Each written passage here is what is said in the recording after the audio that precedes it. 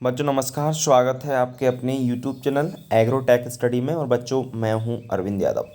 बच्चों फिर मैं आज हूँ एक प्रैक्टिस टेस्ट लेकर बच्चों एमपीपीएटी के छात्रों के लिए, जिसमें हमने महत्वपूर्ण प्रश्नों का समावेश किया है।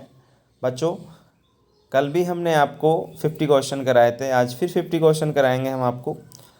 बच्चों अगर आप हमारे यूट्यूब चैनल पर नए हैं तो चैनल को सब्सक्राइब करें। सब्सक्राइब करने के बाद बेल आइकन को दबाना बिल्कुल ना भूलें। अगर वीडियो अच्छा लगता है तो वीडियो को लाइक करें और अपने दोस्तों को शेयर करना बिल्कुल ना भूलें। बच्चों आपको पता है एमपीपीएटी के फॉर्म आने वाले हैं, आप तैयारी में लगे हुए हैं। अक्टूबर में आपका एग्ज़ाम होने वाला है, तैयारी बिल्कुल अच्छे प्रकार से करते रहें। कहीं भी कोई समस्या आती है तो हमने आपको आपका मोबाइल नंबर भी दे रखा है, जिसमें आप कॉन्टेक्ट कर सकते हैं, ठीक है ना।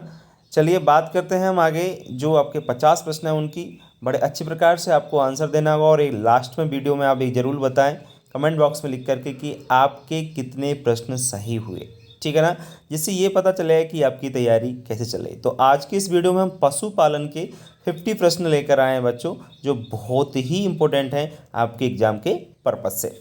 चलिए अब इस वीडियो की शुरुआत करते हैं, बिल्कुल भी देर ना करते हुए। तो बच्चों ये रहा आपका सबसे पहला प्रश्न आपकी स्क्रीन पर। निम्न में से कौन विदेशी भेड़ की नस्ल नहीं है? जी हाँ, आपको बताना है इनमें से कौन सी ऐसी नस्ल है जो फॉरेन सीप की नहीं है, विदेशी भेड़ की नस्ल नहीं है। ये नंबर है हिसारडेल, बी है साउथडाउन और सी है रेम्बुलेट और डी है आपकी लिंकर। तो आपको बताना है कौन सी ऐसी इनमें से नस्ल है जो कि विदेशी नहीं है। वेरी इंपॉर्टेंट क्वेश्चन है बच्चों, देखिए आप लोग। जी हाँ, आंसर क्या होना चाहिए इसका? विदेशी नस्ल कौन सी नहीं है? हिसारडेल, साउथडाउन, रेम्बुलेट और लिंकन। बिल्कुल बच्चों आंसर एकदम सही होना चाहिए और आंसर सही है आपका हिसारडेल। जी हाँ, हिसारडेल एक देसी नस्ल है। आप आंसर क्लियर कर लीजिए। देखिए आंसर क्या होगा इसका? जी हाँ बिल्कुल बच्चों आंसर सही है, हिसारडेल आपकी विदेशी भेड़ की नस्ल नहीं है। नेक्स्ट प्रश्न बच्चों आपको, मैरिनो किसकी प्रजाति है? मैरिनो किसकी प्रजाति है? भेड़ की, बकरी की, सुअर की या खरगोश की? सब लोग जानते हैं कि मैरिनो एक सबसे बेस्ट नस्ल है, जो कि किसकी है आपकी? जी हाँ बच्चों, मैरिनो आपकी एक भेड़ की नस्ल है, ठीक है ना। मैरिनो किसकी नस्ल है? आपकी भेड़ की। जी हाँ, और एक बात और क्लियर कर देता हूँ, मैरिनी का जो उत्पत्ति स्थान है बच्चों वो कहाँ है आपका? स्पेन। ध्यान रखें स्पेन, कई बार आपको लिखा आ जाता है फ्रांस, तो आप लोग बिल्कुल कंफ्यूज ना हो, फ्रांस भी इसका उत्पत्ति स्थान माना जाता है। बढ़ते हैं हम लोग आगे। नेक्स्ट आपका प्रश्न है बच्चों, मैरिनो नस्ल की भेड़ों का मूल स्थान कहाँ पर है? देखिए वही दे रखा है, मैरिनो नस्ल की भेड़ का उत्पत्ति स्थान या मूल स्थान कहाँ पर है? फ्रांस, ब्रिटेन, स्पेन या ऑस्ट्रेलिया? देखिए आंसर क्या सही होगा बच्चों? जी हाँ बिल्कुल, आपका दोनों आता है, फ्रांस स्पेन, तो आपका स्पेन इसका आंसर सही माना जाएगा। क्लियर, इसलिए आप लोग विशेष याद रखें।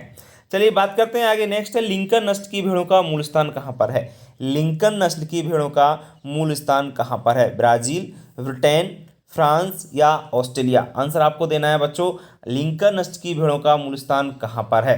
तो आंसर सही है आपका ब्रिटेन। कहाँ पर है? ब्रिटेन आपकी लिंकन भेड़ का मूल स्थान है। बढ़ते हैं हम लोग आगे। नेक्स्ट है आपका, पोल बर्थ भेड़ का जन्म स्थान कहाँ पर है?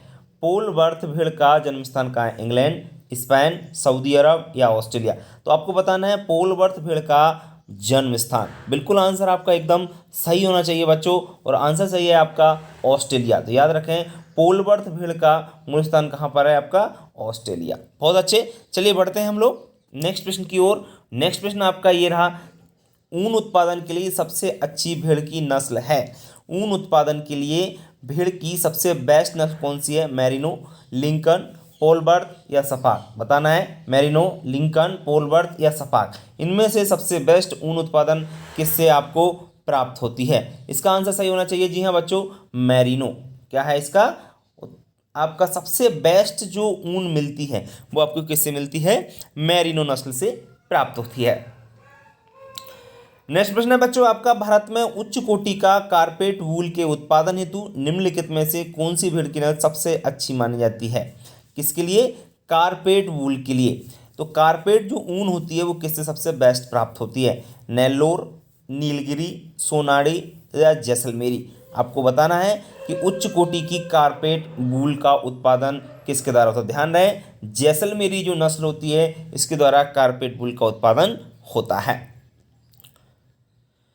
58वां प्रश्न है आपका, भेड़ से ऊन उतारने का सबसे उपयुक्त मौसम कब होता है? मतलब भेड़ से ऊन हमको कब काटना चाहिए? सर्दी के बाद, वर्षा ऋतु में, वर्षा ऋतु के बाद या ग्रीष्म ऋतु में? तो बताइए आप, ग्रीष्म ऋतु के बाद। तो आपको बताना है कि भेड़ से ऊन का जो समय है उसको काटने का उनका वो कब होता है।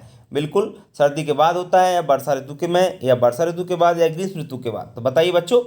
तो आंसर सही है सर्दी के बाद। आंसर सही क्या होगा इसका? सर्दी के बाद। बहुत अच्छे बच्चों, बहुत अच्छे, सर्दी के बाद इसका आंसर एकदम सही होगा।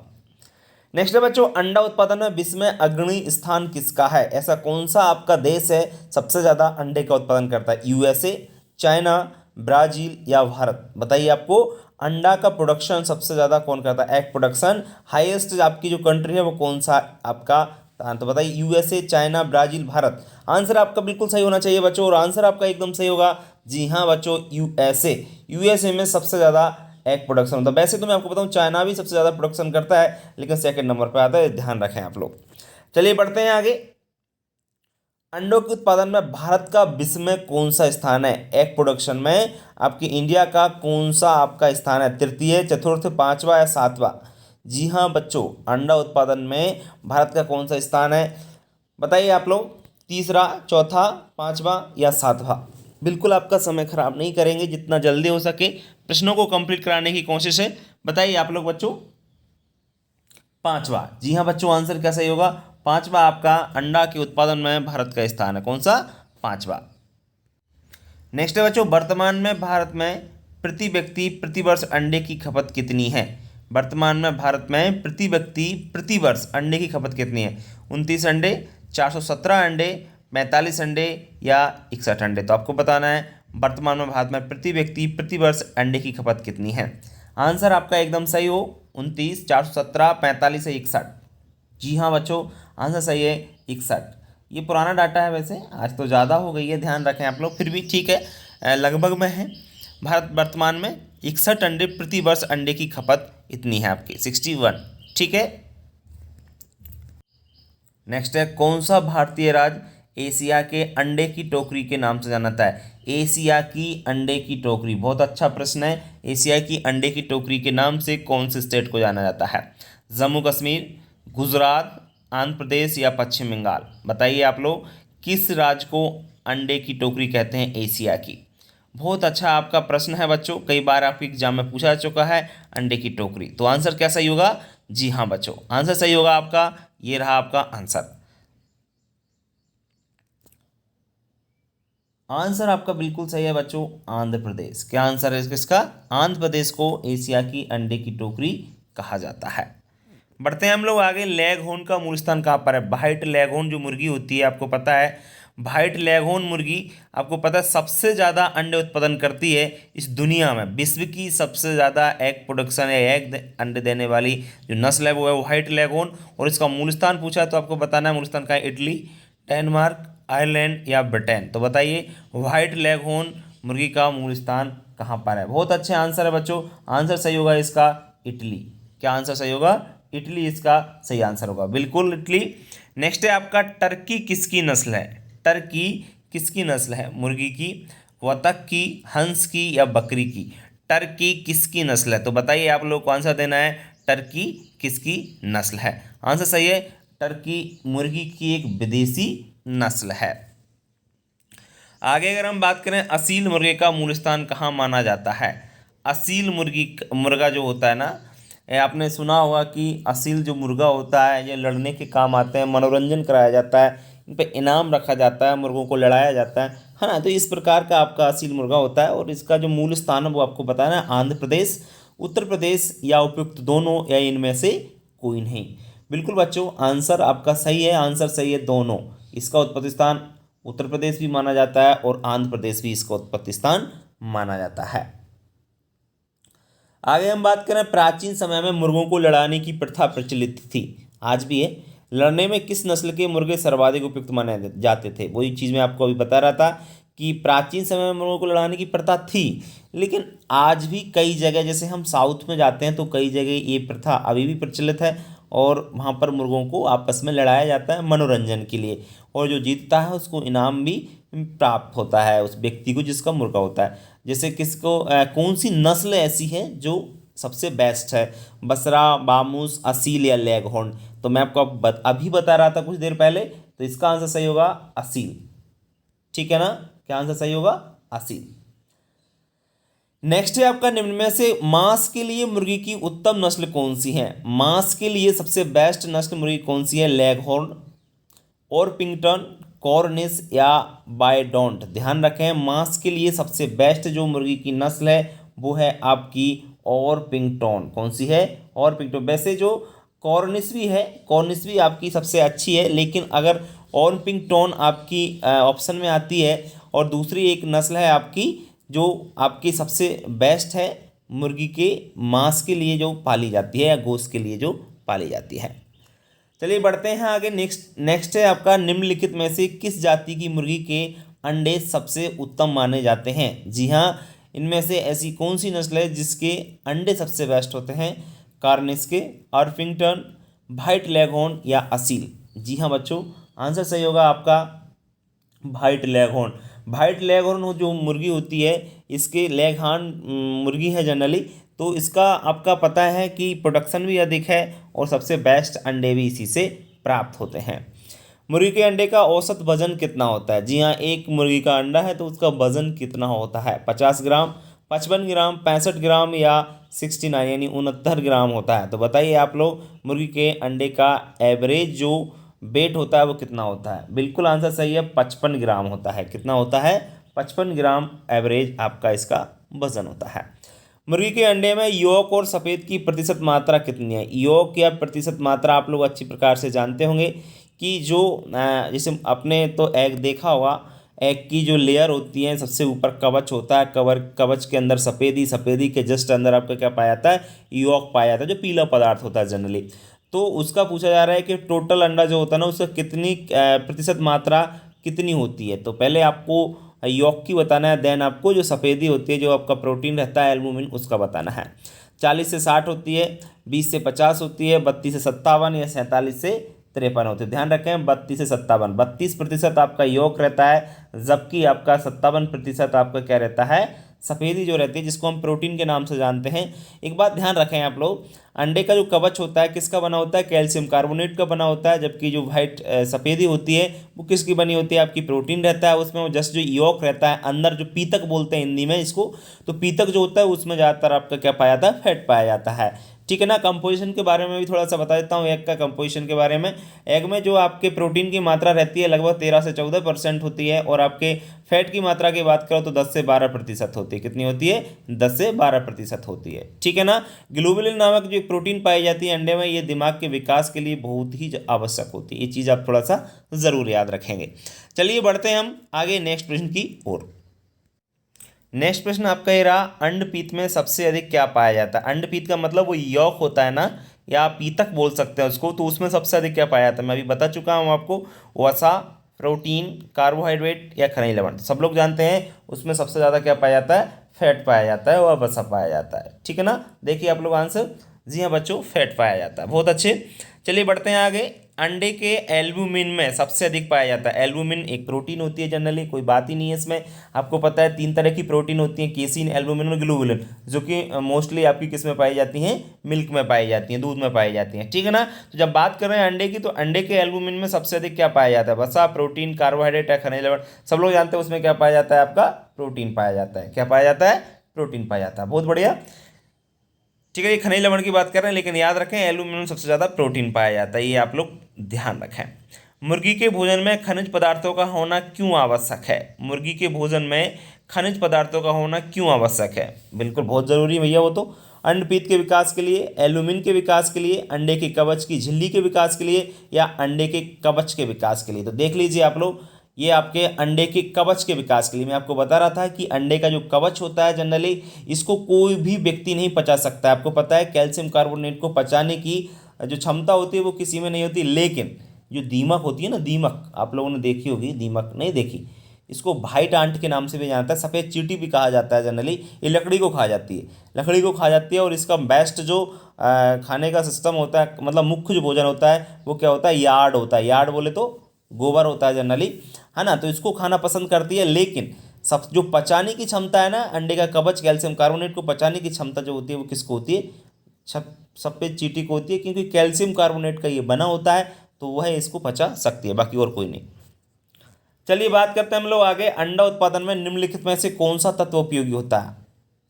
अंडा उत्पादन में निम्नलिखित में से कौन सा तत्व उपयोगी है, कैल्शियम, आयरन, फास्फोरस या मैग्नीज। तो ध्यान रखें कैल्शियम, क्योंकि कवच जो बना होता है कैल्शियम से बना होता है, तो याद रखें कैल्शियम। आंसर क्या सही होगा आपका, कैल्शियम। कैल्शियम आपका बहुत ही उपयोगी है अंडा उत्पादन के लिए, क्योंकि अगर कैल्शियम की कमी होगी तो कवच नहीं बनेगा, ध्यान रहे आपको।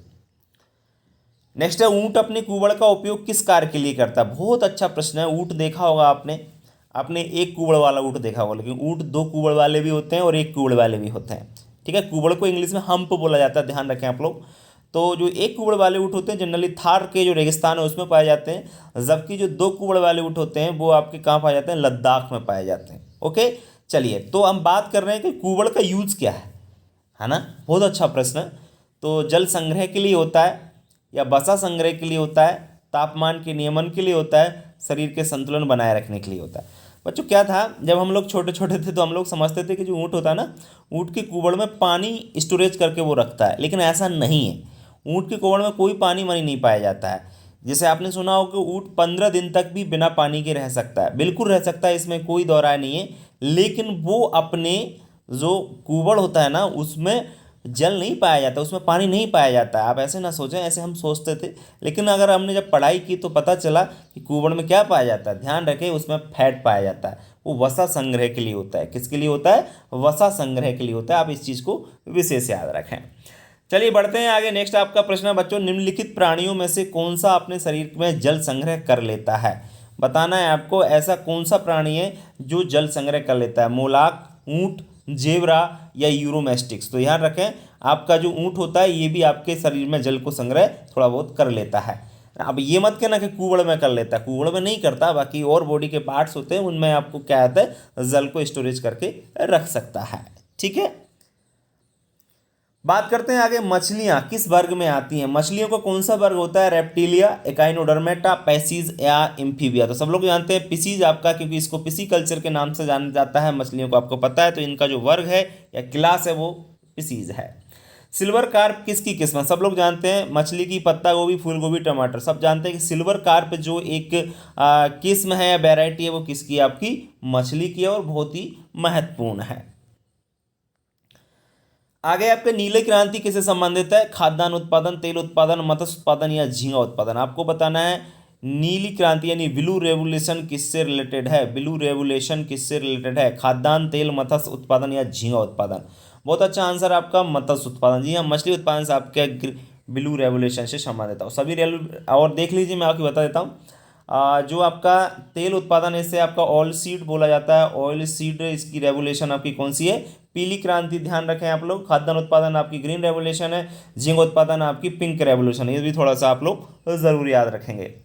गुलाबी क्रांति कैसे संबंधित है बच्चों, गुलाबी यानी पिंक रेवोल्यूशन किससे रिलेटेड है, आपको बताना है। आपका मत्स्य उत्पादन, गुलाब उत्पादन, उर्वरक उत्पादन या झींगा उत्पादन। मैं आपको अभी बता रहा था कि झींगा उत्पादन से संबंधित है, या इसमें अगर झींगा उत्पादन की जगह प्याज यानी ऑनियन प्रोडक्शन था तो ऑनियन प्रोडक्शन से भी आपका पिंक रेवोल्यूशन रिलेटेड है। इस चीज़ को आप विशेष याद रखेंगे, ठीक है। चलिए बढ़ते हैं हम लोग आगे नेक्स्ट आपके प्रश्न की ओर। नेक्स्ट है बच्चों, भारत का स्वच्छ जलीय मत्स्य उत्पादन में विश्व में कौन सा स्थान है। भारत का स्वच्छ जलीय मत्स्य उत्पादन में विश्व में कौन सा स्थान है, प्रथम, द्वितीय, तृतीय या चतुर्थी। आपको बताना है बच्चों कौन सा स्थान है, तो द्वितीय स्थान है। ये ध्यान रखें आप लोग, कौन सा स्थान है, द्वितीय स्थान है। चलिए बढ़ते हैं हम लोग आगे।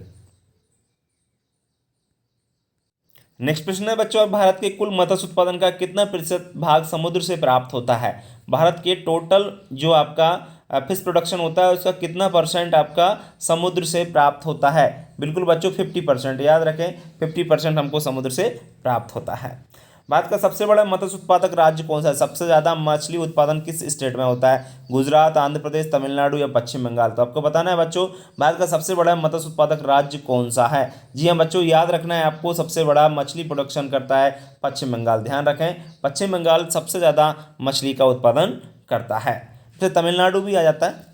आगे है, भारतवर्ष के सभी राज्यों में से कौन एक भारतीय राज्य संघीय प्रदेश सर्वाधिक मात्रा में सिर्फ सिम्फ उत्पादन प्रतिवर्ष करता है। सिंप उत्पादन क्या होता है बच्चों, मैं आपको बताइए, मछली से संबंधित है और ये आपका सबसे ज़्यादा करता है बंगाल, गुजरात, उड़ीसा, केरल। तो याद रखें ये आपका गुजरात प्रोडक्शन करता है श्रिम्प, याद रखें थोड़ा सा।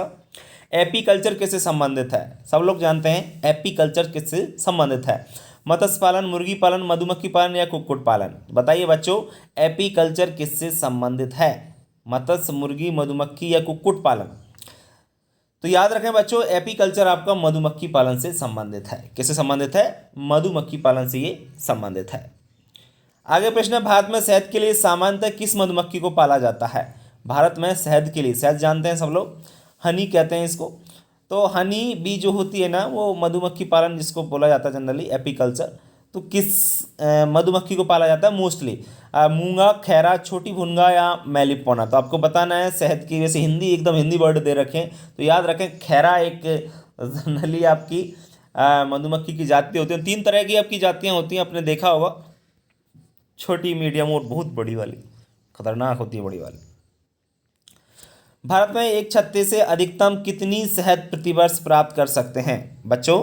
भारत में हम लोग एक छत्ता जो होता है, अब किसकी बात कर रहे हैं ये लोग, ये नहीं अधिकतम बात कर, चलो बड़े की बात कर रहे हैं। बड़ी वाली जो जनरल होती है बहुत खतरनाक होती है, और एक छत्ते से एकदम कितना हम लोग शहद प्रतिवर्ष प्राप्त किया जा सकता है, 5 किलोग्राम, 7 किलोग्राम, 10 किलोग्राम या 13 किलोग्राम बच्चों। तो याद रखें 5 किलोग्राम एक छत्ते से क्या प्राप्त कर सकते हैं, शहद प्राप्त कर सकते हैं।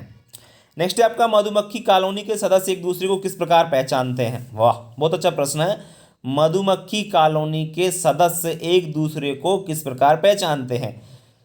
गंध से पहचानते हैं, दृष्टि से पहचानते हैं, नर्तन से पहचानते हैं, स्पर्श से पहचानते हैं। तो याद रखें आप लोग मधुमक्खी की कॉलोनी के जो सदस्य होते हैं वो नर्तन से पहचानते हैं, ये ध्यान रखें आप लोग। किससे पहचानते हैं, नर्तन, नृत्य यानी जो आवाज़ करती है ना वो नर्तन होता है। नेक्स्ट है आपका, एक छत्ते, सॉरी एक मिनट आप लोग रुको, एक छत्ते में रानी मधुमक्खी की संख्या कितनी होती है। जो आपका छत्ता होता है ना, आपने छत्ते तो देखे ही होंगे, तो उसमें आपको बताना है रानी कितनी होती है, क्योंकि आपको पता होना चाहिए रानी होती है, नर होते हैं और कौन होते हैं आपके श्रमिक बोलते हैं। 3 चीज़ें आपकी पाई जाती हैं किसी भी छत्ते में, नर, श्रमिक और आपके कौन, रानी। तो रानी पाई जाती है कितनी बताइए, 1, 3, 5, 7। ध्यान रखें रानी मधुमक्खी का काम क्या होता है, सिर्फ प्रजनन करना और दूसरा अंडे देना, बस और कोई काम नहीं होता, ठीक है ना। नर का काम क्या होता है, श्रमिकों का काम होता है जितना भी वो शहद लाते हैं आपके, उनका काम होता है शहद को बनाना, ठीक है ना। तो ध्यान रखें आप लोग, एक रानी मधुमक्खी होती है एक छत्ते में, इतना बड़ा छत्ता होता है सिर्फ एक रानी मधुमक्खी, और जितनी भी जो जनसंख्या रहती है ना, जितनी मक्खियाँ रहती हैं सब इसी की संतान रहती हैं, ध्यान रहे आपको। आगे बात करें, छोटी भुनगा का मूल स्थान कहाँ है। छोटी भुनगा यूएसए, भारत, पाकिस्तान, चीन। मतलब छोटी भुनगा क्या है, छोटी भुनगा एक आपकी मधुमक्खी की ही आपकी वैरायटी है, किस्म है। तो ये यूएसए की है, ध्यान रखें कहाँ की है आपकी, यूएसए की ये आपकी नस्ल है। चलिए बात करते हैं हम लोग आगे। नेक्स्ट प्रश्न है बच्चों आपका, शहद में कितने प्रतिशत जल की मात्रा पाई जाती है। शहद में जल की मात्रा लगभग कितने परसेंट होती है आपको पता, 10%, 15%, 17 या 21%, 10%, 15%, 17% या 21%। ये आपको आंसर देना है बच्चों। बताइए आप लोग शहद में जल की मात्रा कितनी पाई जाती है। तो याद रखें शहद में जल 17% पाया जाता है, कितना, 17% आपका जल पाया जाता है। शहद में कार्बोहाइड्रेट की मात्रा लगभग कितनी होती है। आपको शहद मीठा लगता है, क्यों लगता है, क्योंकि इसमें कार्बोहाइड्रेट पाया जाता है, और कार्बोहाइड्रेट का नाम आप भी आपको बताना है, और आपको ये भी बताना है कितना % कार्बोहाइड्रेट पाया जाता है बच्चों। जी हाँ बच्चों, आंसर एकदम सही होना चाहिए, 78% उसमें कार्बोहाइड्रेट पाया जाता है। और उसमें कौन सा पाया जाता है आपको पता है, उसमें आपको क्या पाया जाता है, सुक्रोज और फ्रक्टोज, ये दोनों आपके कार्बोहाइड्रेट उसमें पाए जाते हैं। बात करते हैं आगे, 1 किलोग्राम शहद से एवरेज रूप में कितनी एनर्जी मिलती है। बताइए 1200 कैलोरी, 2500 कैलोरी, 2900 कैलोरी या 3500 कैलोरी। 1 किलोग्राम शहद से, बहुत अच्छा प्रश्न है बच्चों, याद रहे 3500 कैलोरी लगभग आपको प्राप्त हो जाती है। मधुमक्खी फ्लोरा किसे कहते हैं। मधुमक्खी के रहने के स्थान को, मधुमक्खी के झुंड को, पसंद किए जाने वाले पेड़ पौधों को, या उपरोक्त सभी को। तो याद रहे पसंद किए जाने वाले जो पेड़ पौधे होते हैं उनको क्या कहते हैं, मधुमक्खी फ्लोरा कहा जाता है। सारंग मधुमक्खियों से प्रति छत्ता प्रति वर्ष 40 किलोग्राम शहद मिलता है, फिर भी इन्हें भारत में नहीं पाला जाता, क्यों, क्योंकि ये आपकी उपयुक्त दोनों सही है, यानी ये चिड़चिड़ी स्वभाव की होती हैं और घुमक्कड़ स्वभाव की होती हैं। सारक मधुमक्खियों के हमारे यहाँ नहीं पाला जाता है। क्यों? क्योंकि ये घुमक्कड़ स्वभाव की तो घूमती हैं। और घुमक्कड़ का मतलब ये होता है कि एक जगह इन्होंने क्या क्या छत्ता बना लिया, फिर उनको वहाँ पर जिस समय रही जब तक रही, फिर भाग जाएंगी, फिर और कहीं छत्ता लगा लेंगे। इस प्रकार से इनका चलता रहता है। दूसरी चिड़चिड़ी स्वभाव की होती हैं, अगर इनको छेड़ दिया ना आपने तो आपका काम खत्म कर देंगे, ये ध्यान रहे आपको। ठीक है, चलिए बात करते हैं आगे। 96 आपका प्रश्न है, दुग्ध उत्पादन भारत का विश्व में कौन सा स्थान है? मिल्क प्रोडक्शन में भारत का कौन सा स्थान है? प्रथम, द्वितीय, तृतीय या पता नहीं आपको? तो बताइए आप लोग, दूध उत्पादन में भारत का कौन सा स्थान है? तो आंसर सही होना चाहिए, दूध उत्पादन में हम नंबर 1 पर हैं। प्रोडक्शन, मिल्क प्रोडक्शन हमारे यहाँ सबसे ज़्यादा होता है और पहला स्थान है भारत का। किस वर्ष भारत विश्व का सर्वाधिक दूध उत्पादक देश बना था? किस साल से हम लोग, किस ईयर से हम लोग क्या हो रहा है, फर्स्ट पे चले आ रहे हैं? 1995, 1997, 1998 या 2000 यानी 2000 कह सकते हैं। ठीक है, तो आपको बताना है किस वर्ष भारत विश्व का हाईएस्ट मिल्क प्रोडक्शन कंट्री बना था, आपको बताना है बच्चों। तो 1998, याद रखें 1998 में हम लोग फर्स्ट पे हैं और आज लगभग समझ लीजिए आप लोग 22 से 23 साल हो गए जब से हम फर्स्ट पर बने हुए हैं। ठीक है, श्वेत क्रांति किससे संबंधित है? सब लोग जानते हैं, चूना उत्पादन, नमक उत्पादन, दुग्ध उत्पादन और उर्वरक उत्पादन। तो ध्यान रखें, white revolution related to milk production, दूध उत्पादन से ये संबंधित है बच्चों। और एक बात और याद रखें आप लोग, दूध उत्पादन जो व्हाइट रेवोल्यूशन है, इसके फादर वर्गीज कुरियन को कहा जाता है, डॉक्टर वर्गीज कुरियन। इन्होंने एकदम से मिल्क प्रोडक्शन जो बढ़ा था ना, इन्हीं की देन है, 1970 की बात है, और ये भी ध्यान रखें थोड़ा सा। बाद में श्वेत क्रांति के जनक के रूप में कौन लोकप्रिय है? अभी वही बात चल रही थी, आनंद दूध वाला कला, त्रिभुवन दास पटेल, डॉक्टर वर्गीज कुरियन और करसन भाई पटेल। तो याद रखें, डॉक्टर वर्गीज कुरियन को भारत में श्वेत क्रांति का पिता कहा जाता है। ठीक है, ये रहा आपका लास्ट क्वेश्चन आज की इस वीडियो का।